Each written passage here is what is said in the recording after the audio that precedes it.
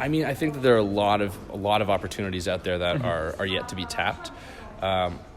When I find one, I'll let you know, and we can go into business together. Hi guys, so we have a very special guest here, Alex Brown. So Alex is behind some of the best and like fastest growing subscription businesses. He was, right? So you don't work like with those businesses anymore, right? Not anymore, no. But he has like, he's so like knowledgeable in basically structuring the subscription businesses properly. And I think this is one of the like big kind of like opportunities for every business to implement subscription on some level. Yeah. What do you think about this, Alex? So I think it's very much romanticized, the subscription, because you know, subscription companies are worth more. Investors love to see subscription. I don't think it's a fit for everyone. Okay. I think that there's some businesses that do upsells really well and packages really well. I think it depends on whether you're maybe in one of those. It's certainly worth testing subscriptions, depending on your industry. But sometimes, like if you have a heavy product to ship, or a consumable product that your customers might end up stacking up, they might get too much of it.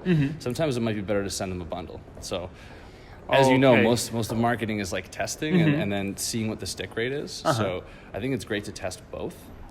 But subscription just isn't always the answer, unfortunately, and it's tough to do sometimes to get people to subscribe and stick, and it's all about retention. So is subscription typically done as like an upsell, or it's kind of like one of the options on the product page where you just choose like subscribe and save? What's the best way to kind of like implement? Again, it depends on the business. So I've seen it done really successfully both ways. Like with Beard Club, when we started, we actually just offered a subscription. But what we did was we had a flat shipping fee of $3.99. Yeah. So if you wanted to order one product, you were paying $3.99 shipping, say for maybe $1 product. It didn't make sense. So people would order more products. They would naturally upsell themselves. Right? So we forced everybody into subscriptions. What we found, though, is that for people that had never used beard products before, which is most people, people that weren't really educated on or experienced with the product, they didn't know what to pick, and they didn't know if they wanted a subscription. So that we figured, you know, it might be good to offer a gift option for people to buy gifts or one-time purchases, like sort of bundles. So then we started to combine the two. And on our main site, we offered only subscription, but we did little mini sites based on the kits and sort of landing pages and tested out both. And for some crews or some crowds, it worked better for subscription. Others was bundles. I've seen other companies do really well. One that I was just hanging out with Taro, who's one of the founders of Four Sigmatic, and they do a really interesting approach where they have sort of a cancellation fee, right? So you see this all the time: subscribe and save. Yeah. And what they do is, you know, if you cancel early, then they'll charge you a subscription fee, which will like bump your products up. Because a lot of people, and we saw this too with Dollar Beard Club, was they never intended to be subscribers. They just wanted a one-time purchase, or they just want, especially when you see subscribe and save, they're like, I just want the discount. So they do that, and then they unsubscribe. And what that does is it screws all of your data up. Oh, wow. Because then you think that your churn is a lot higher, but meanwhile, these people just wanted a discount. Right, so there's different tactics you can use to get around that, and one is this sort of like subscription penalty. I don't think they actually do charge the penalty, but it's enough to say that, hey, like this is why you're getting a discount, because you're ordering multiple times, and then having sort of, you know, some sort of penalty or you know, consequence for actually backing out on that. And so you're observing like this whole like marketplace right now. You work with some of the biggest, like fastest growing brands. So like from your perspective, do you see that still like a viable model, like selling like low ticket product basically, right? With current costs of like advertising, etc. So could that still be profitable front end, or this could be only like leveraged and calculated with lifetime value and kind of like you need venture capital to jumpstart this business model? It's a really good question. I've kind of seen different results all over the place. Obviously, having a margin and being profitable on your first order is awesome. But you know, in our case, we were able to get people to stick around for a couple of orders, so we could outspend our competitors who weren't on subscription, right? And it made up for some of our lower margin products. That said, I think that there are a lot of companies that do this sort of venture capital thing where they're like, hey, we're not going to make any money. We're going to raise a bunch of money, and then we're going to buy a bunch of customers. I think you know, it can potentially be both. I would encourage people to find something that's like a really unique product with a high margin to do subscription. But they're like, at any rate, subscription is all about retention, right? And same with like one-time purchases. Retention is really important. If you have a good brand, if you have like loyal customers, they'll buy from you again, right? Which is amazing. That's profit, right? And even if you're just emailing them or you're doing a little bit, you're remarketing to them, like that's way more profitable than going and spending money to get a new customer, right? So, even with non-subscription businesses, that's important, but especially with subscription, if you have these like the lower margin products that you were talking about, you got to keep people around for longer, right? So you got to take care of your customers. It's got to be a good experience, and you got to build a community. And I think that's the secret to any business, but especially a subscription business with the lower margins. And do you see like some maybe like emerging products that like because you've been in this like in this subscription like model, you see different things that can be done. Like, do you see any products specifically or any niches that can kind of like underuse it or that could leverage it more? I mean, I think that there are a lot of opportunities out there that are yet to be tapped. When I find one, I'll let you know, and we can go into business together. I think I will say what I think doesn't work, and that is I think like the whole subscription box thing is kind of, I don't want to say it's done, but I think that people approach the subscription like box from Birchbox, right? Yeah, stuff like that. I think they might approach it from the wrong angle in a lot of times because people having started the dollar club thing and like the club thing, people are like, I want to do dollar this club or this club and stuff. But really the only value proposition they have is delivering stuff every month, which isn't really that valuable. People can buy their own stuff, right? So you either have to have like a really amazing curation system, like products that you can't find anywhere else that you're finding. Or you have to be able to offer like some sort of really big discount, right, in order for it to be worth. And that's what we did. We cut the price of the beard market in half, right? And we started offering products, at a fraction of the price that other people were doing it to make it more affordable, right? Of course, this made it harder with margins to afford, right? But we did something different to catch people's attention, right? So I think what doesn't work is just thinking that you can create a subscription box just around an interest area with no other value proposition other than delivering it. Does that make sense? Yeah. Because a lot of people want to start a box, and I'm not saying those can't be successful, but I think you have to be really creative and you need a hook, whether that's like super good prices or finding products that no one else would find anywhere. So then it's still about like your unique competitive advantage. Absolutely, yeah. That's what a brand is, right? And then with maybe like there's like membership like clubs and stuff that is sold kind of like as partially information, right?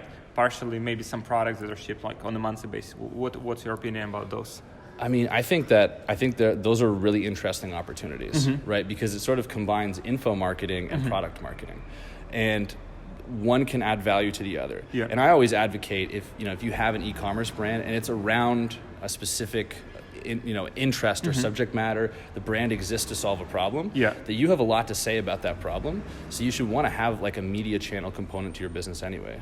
Right? So you see it as this media channel, this own personality that you promote all this free content. But you can also create, gated, more expensive content, whether that's like people that are super influential or really really informative in your space, and you can absolutely add that layer of paid content in, and those people are going to be like super customers for your product. So I think it's maybe a bit of a balancing act, but that is an absolutely amazing opportunity, and I'm seeing it happen in a couple different areas, and I think the potential is huge if you can really hit the nail on the head. Like Trial Liveline, right? He's Trial Liveline, like that's kind of like. Or I think digital marketers, Perry Belcher, I think some of their projects. Yes, the content and commerce sort of like angle. It's really powerful, really important to look into.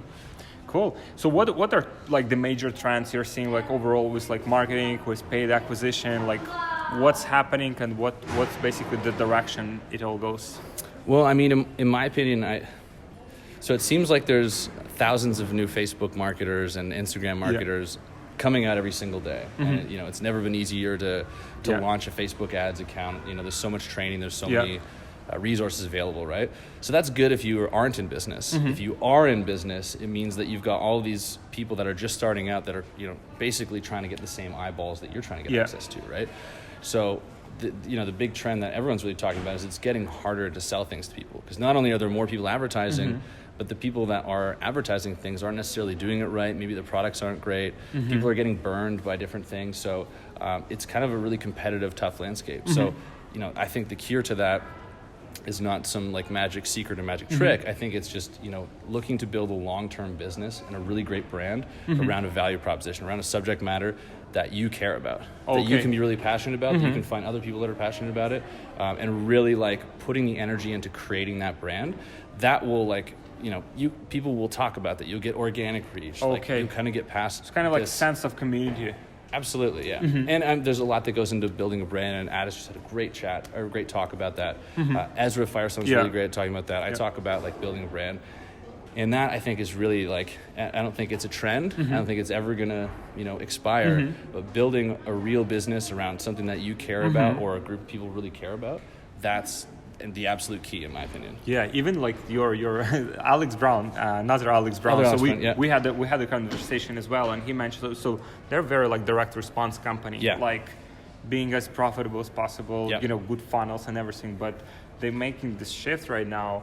And one of their priorities is to build like this more like long-term brands. Yeah. So I'm seeing like you're saying about this, like I mean these guys are saying about this. So I mean obviously it probably makes a lot of sense. And, and I think that's the direction that e-commerce is heading. There are a lot of people that get introduced to e-commerce with drop shipping and Amazon businesses and affiliate marketing, but at a certain point I think they realize that there's more longevity and greater enterprise value and potentially a greater payoff in the long term by building a brand, because it might take longer to go, but it goes bigger.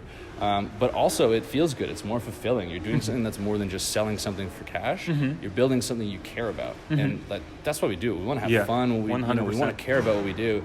And it's very cliche to say like, oh, follow your dreams and do stuff that's fulfilling.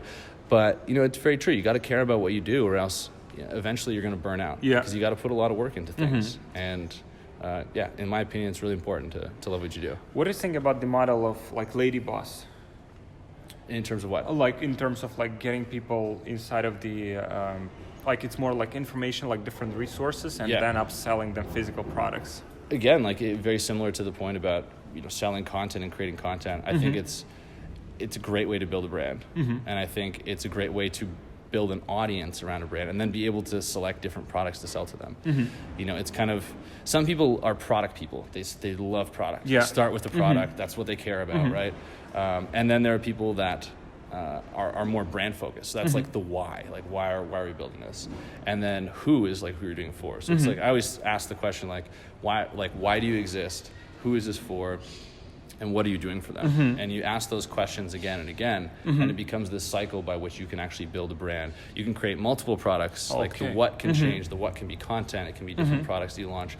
The who can change, you can identify new people within the Lady Boss. There might be like smaller niches, sub niches that can have like this great new product. And then why you do it, you can get like stronger and stronger. But it's not just about empowering women for business, it's about empowering women in general, and then giving back to women in general, and helping educate women in different countries. Like, so you can expand it and just keep asking those questions, and I think that's how you get cool. So it's similar to what like Molly Pitman, like different like avatars for different like, so your audience might not be just like your like single audience, it might be like different like segments of people. Exactly. And the one thing I will add to that, in the best way I think to get clearer on those three things, is to talk to the people that are buying from you. Because if you talk to somebody that's had a very good experience with your brand or a very bad experience, either one of those things can teach you a lot about what it is you're doing, why people are really interested in it, how that made them feel, because then you can make better messaging, like better marketing, you can create better products. So as your business grows, we all tend to get more and more separated from our customers. Right? You all of a sudden you have 10,000 customers a month. It's different if it's just like, your mom and your dad, and like, you get very disconnected from them at scale, right? So I always encourage people to reconnect with their customers and to do that regularly and just create that sort of dialogue. And you'd be very surprised at like the kind of inspiration you can get, the kind of direction that you can get from that, and it's free. Awesome. Awesome, Alex. Thank you very much. Pleasure connecting with you, learning from you. Looking forward to seeing you. I mean, I'm sure you'll do some amazing things with your subscription. Likewise, man. Yeah.